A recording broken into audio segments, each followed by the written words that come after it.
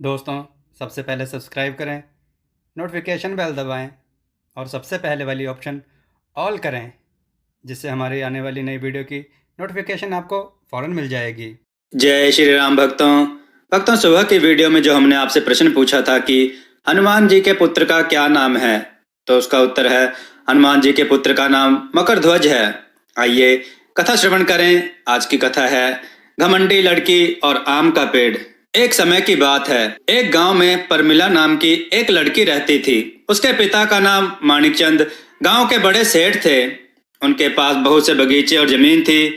वह अपनी बेटी से बहुत प्यार करते थे। वह उसकी हर जरूरत का पूरा करते थे, जिसके कारण वह बहुत बिगड़ गई थी और घमंडी हो गई थी। अपने पिता को भी कभी कभी पलटकर जवाब दे देती थी। किसी की बात को ना मानना उसके लिए कोई बड़ी बात नहीं थी। वह कभी कभी अपने पिता के सामने अजीब सी मांग रखती थी, जिसको भी उसके पिता पूरा करते थे। वह अपने घर के नौकरों का अनादर भी कर दिया करती थी। परमिला की एक दोस्त थी वीणा, जिसके साथ वह अक्सर खेला करती थी। एक दिन परमिला उसके दोस्त वीणा कुछ दोस्तों के साथ मेले में जा रहे थे। वहां पर परमिला जिस तरह चल रही थी, उससे एक बूढ़े को टक्कर लग गई और वह गिर गया। जब बूढ़े व्यक्ति ने परमिला से संभलकर चलने के लिए कहा, तो इस पर परमिला ने बूढ़े व्यक्ति को बोला, इसमें उसकी गलती नहीं है, गलती सारी तुम्हारी ही है। तुम देखकर नहीं चल सकते।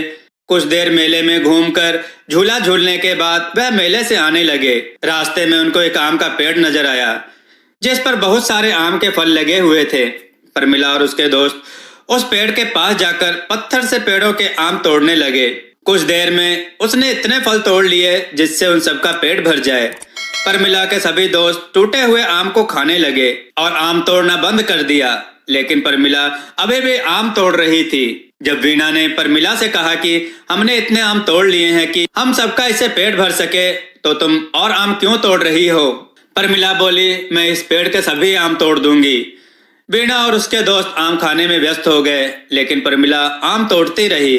कुछ देर के बाद बहुत सारे आम तोड़ने के बाद भी वह बाकी के आम तोड़ने में लगी रही। तभी वह आम का पेड़ बोल उठा, परमिला, तुम इतने फल क्यों तोड़ रही हो? जितने आम तुमने तोड़े हैं वह तुम्हारे लिए पर्याप्त हैं। फालतू आम तोड़कर क्यों उन्हें बर्बाद कर रही हो?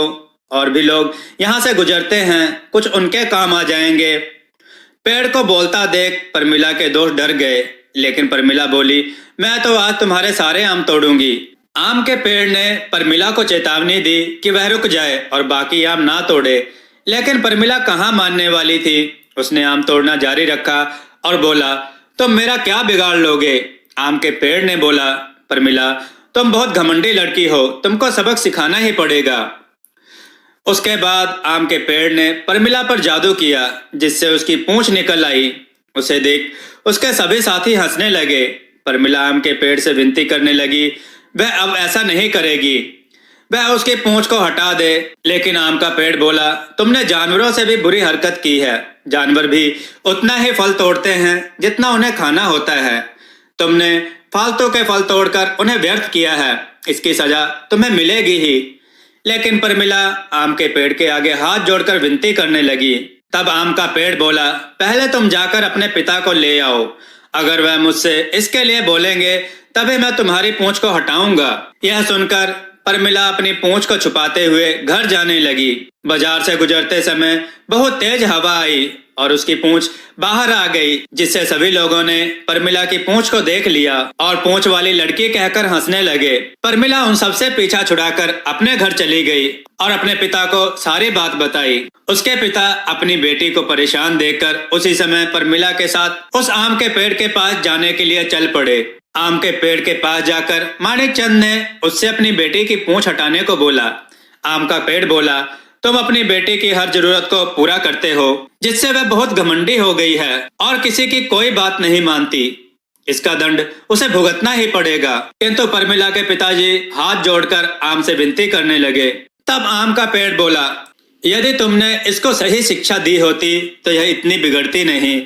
माणिकचंद ने अपनी गलती मानते हुए आम के पेड़ से अपनी बेटी की पूंछ को हटाने की विनती की और परमिला ने भी आगे से कभी ऐसा ना करने को बोला। माणिकचंद की विनती करने पर आम के पेड़ ने परमिला की पूंछ को हटा दिया। इसके बाद परमिला सुधर गई और सबसे सही से पेश आने लगी और घमंड करना भी उसने बंद कर दिया। दोस्तों, इस कहानी से हमें शिक्षा मिलती है कि कभी घमंड नहीं करना चाहिए।